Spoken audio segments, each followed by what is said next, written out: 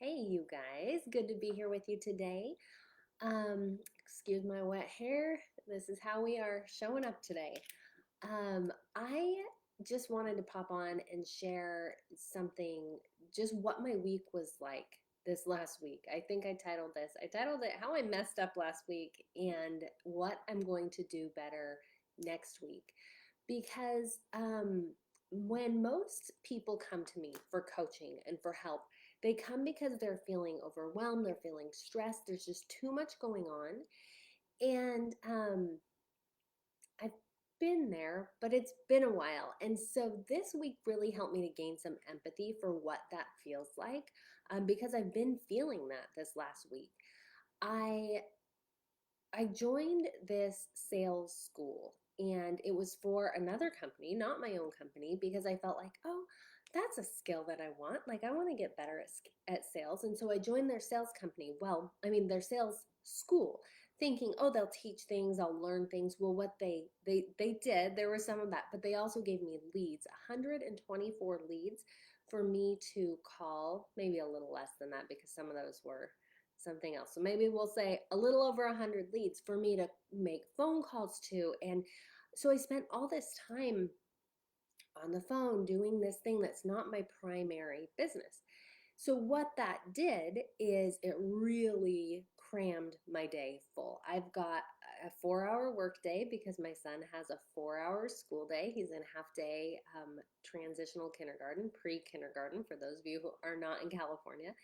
And so while those 4 hours are, pretty, I have a lot to do for this business, for this Chanel Nielsen coaching, and to work on the things that I do in this business. And so then I added a whole second thing onto there. In addition, I am in two mastermind groups, and I'm looking to hire right now for a social media person. So I've been doing interviews. Um, a lot going on. And so it was really interesting. That was part of it. I just had a lot going on. And so the first lesson that I learned there is say no. This is something I teach, and something I'm generally pretty good at. But things got out of whack for a little while. Now, I knew when I said yes to the sales school that they would, and I felt okay about that. I really did because I knew, okay, this is a short term, this is like a 3 week thing. It's going to be uncomfortable. It's going to be busy for a while, but I'm going to learn some skills and I'm going to move on and things won't be so busy anymore. It was one, busier than I thought it would be. And two, I had additional things come up in that 3 weeks that just made it really a lot to keep up with. Um, so yeah, I won't belabor that point, but that was one thing is just say no.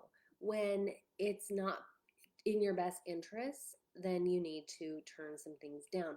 Now, that comes to the second thing I wanted to talk about, which is really how do you know if you should say no to something or not? And the thing that I like to teach and that I like to live and that I like to focus on is the bigger picture. Like, what is it that you want to do? Where are you going? What is your vision? What is your goal? What is your future self? When you look toward that future self, who is she and what is she doing? And if what you're choosing into right now is not supporting that vision that you see of your future self, then you're probably not choosing the right activity. And the only way to get really clear about who you are in the future is to sit down and to spend time thinking about it, to write it down, to plan it out, to figure it out.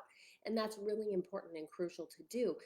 It's not a one time thing. It's not like, okay, I'm going to figure out right now, once and for all, what I'm going to be for my life, and then I'll just know day to day what to do. It involves checking in. And one of the ways that I do that is through a weekly review. And I sit down every week and I look at my week and I say, okay, what did I do last week? How'd that go? How do I want to do better next week? What do I want to do next week that's going to support where I want to go in the future? And this last weekend, it was General Conference. Some of you were there with me. It takes all day. I mean, that's an excuse because I definitely had the time. I was up early, but I thought I'm not going to do my weekly review right now. the time I normally do it, I'll do it later. And so I put that off. And then it was Saturday, it was Sunday, and then this whole week I've never done, I'm trying to think. I did a partial weekly review. But what that did, the part of what I do at my weekly review is I decide what am I going to focus on for this week. And because I spent so long in the beginning of the week not focusing and narrowing down on that, I really didn't know what I needed to do. And so every day I was kind of floundering. Um, I had too much going on.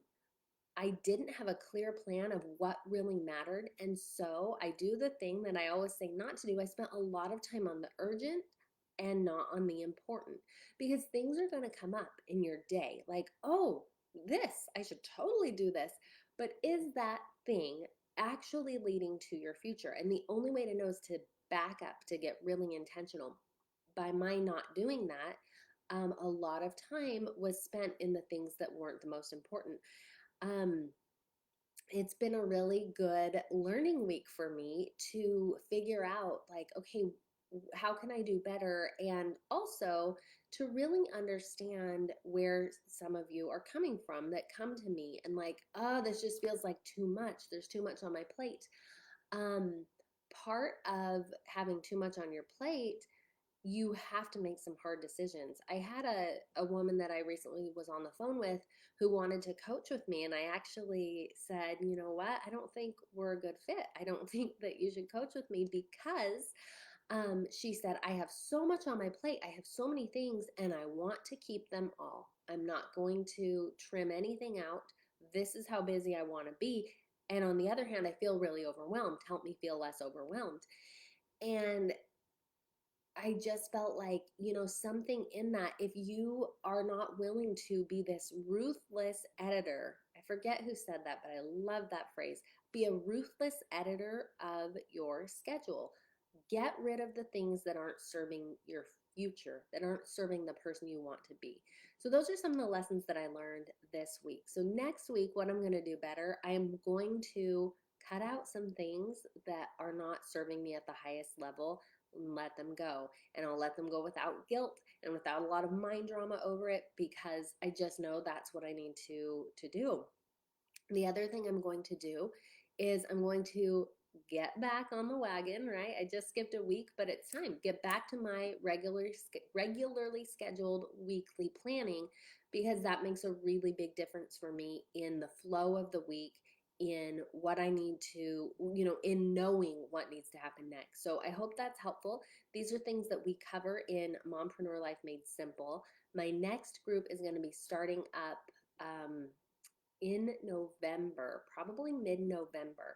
So if you are interested in that, definitely hop on a call with me. You can get the link in my bio and we will chat and we'll see if you're a good fit. And I love those calls to just meet new people and really explore where you want to go. And that is something I can help you with. So hope you're having a great day. Hope this was helpful. Talk to you guys later. Bye.